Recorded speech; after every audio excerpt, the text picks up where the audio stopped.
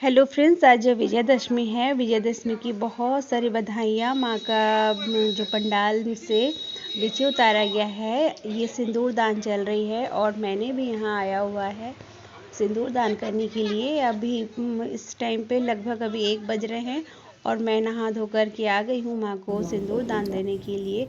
और ये हमारा हर बंगाली परिवार में होता है कि माँ को हम सिंदूर दान करके आएँ, तो ये एक रिचुअल है। माँ को मंडप से उतारा गया है। सभी कॉलोनी के जो लोग हैं, जो आते हैं, श्रद्धालु लोग, जो भक्त लोग माँ को आखिरी विदाई देने के लिए।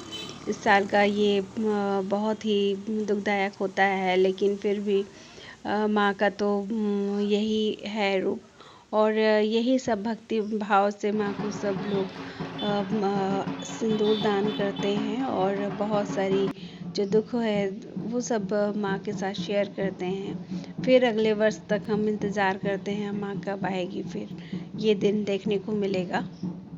एक एक करके सभी भगवान की जो मूर्तियाँ हैं वो सबको वैन में बैठा ली गई हैं। तो सबसे पहले माँ की जो मूर्ति निकलती है माँ दुर्गा की, उसके बाद में एक एक करके कार्तिक, गणेश, लक्ष्मी और साथ में सरस्वती सबका निकलता है, केला बहू का निकलता है।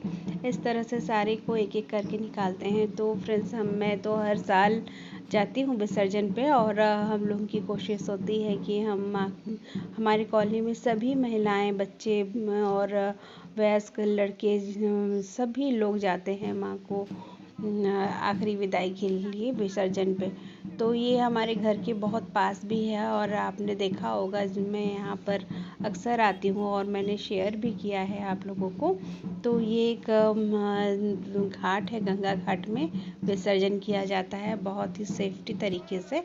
तो हम लोग इसी घाट पे रेगुलर इसके पहले भी आते थे। तो यहाँ पर मैं इस बार बहुत अच्छे शांति मन से भगवान को लेके जा रहे हैं पंडाल से उतार के। और जितने भी रिचुअल्स थे ये सब जो होते हैं पंडित जी द्वारा पूरे हो गए हैं और ये एक एक करके भगवान को लेके जा रहे हैं। माता रानी का इस लोक में प्रवेश ही हुआ था सत्य पर सत्य की जीत के लिए। तो ये भी एक बहुत बड़ा सत्य है कि माँ की पूजा होती है, आराधना होती है महालया के दिन से ही। उसके बाद में दशमी के दिन में माँ का विसर्जन अनिवार्य हो जाता है। और हर जगह बंगाल में कुछ पंडाल में जो बड़ी मूर्तियाँ होती हैं उनको आजकल विसर्जन के लिए बड़े बड़े पंप के माध्यम से सेम बड़े प्लेस पे उसको पिघला दी जाती है। मट्टियों को, माँ की मूर्तियों को एकदम मिट्टी के रूप में आकार दे दी जाती है। तो ये भी एक बहुत सेफ तरीके से होता है और पोल्यूशन को ध्यान में रखकर ये सब चीज़ें की जाती है। गंगा में पहले के जैसे सब कुछ प्रवाहित नहीं की जाती है।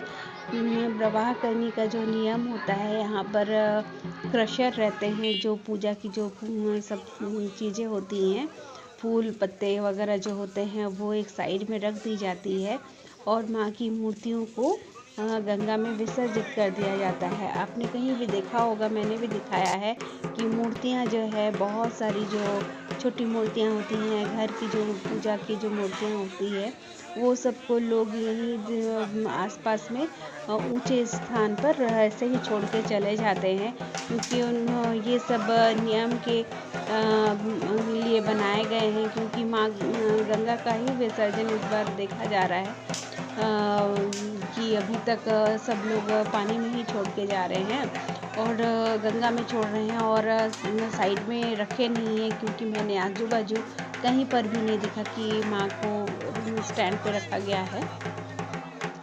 इस तरह से माँ को देखना बहुत ही दुखदाई है, लेकिन फिर भी सृष्टि का नियम है और ये तो सृष्टि का नियम है। हिंदू धर्म के हिसाब से यही मान्यता चली आ रही है। माँ आती है और माँ इस तरह से फिर चली भी जाती है।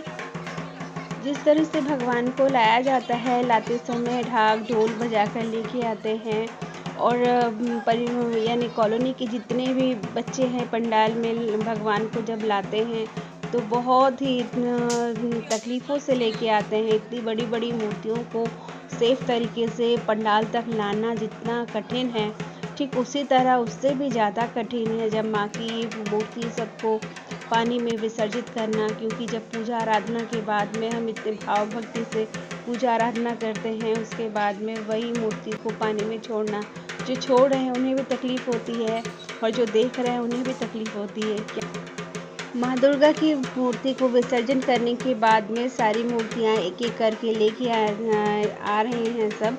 और ये एक बार माँ को पानी में डालने के बाद में इतनी बड़ी मूर्ति है तो इसको लेकर के 7 बार टर्न करना या घूमना ये संभव नहीं हो पा रहा था, इसलिए स्पेस भी नीचे कम है।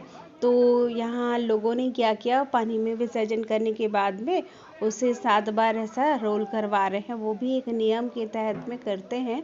तो इस तरह से मूर्तियों को देखिए एक एक करके गोद में लेके आ रहे हैं। ये ऐसे धीरे धीरे करके लक्ष्मी, गणेश, कार्तिक, ये सारी मूर्तियों को लेके आ जा रहे हैं और पानी में सबको छोड़ दे रहे हैं।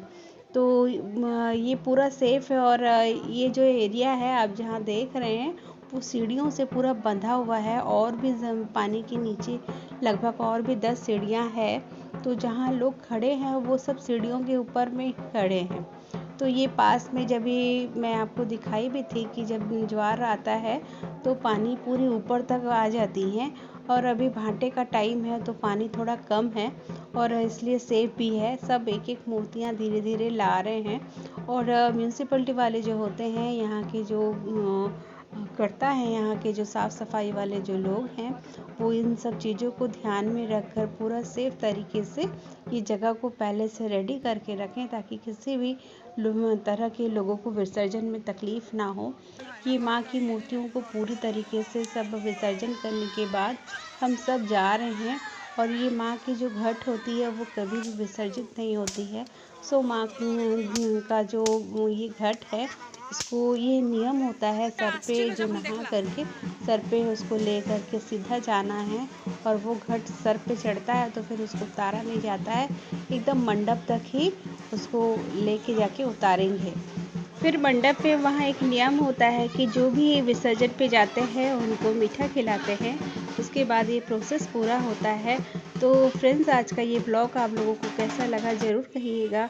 अगर आपको ये ब्लॉग अच्छा लगे तो ज़रूर से मुझे लाइक कीजिएगा, सब्सक्राइब कीजिएगा और मेरे साथ बने रहिएगा। तो फ्रेंड्स, आप लोगों को विजयदशमी की बहुत सारी शुभकामनाएँ। आज के लिए बाय बाय फ्रेंड्स।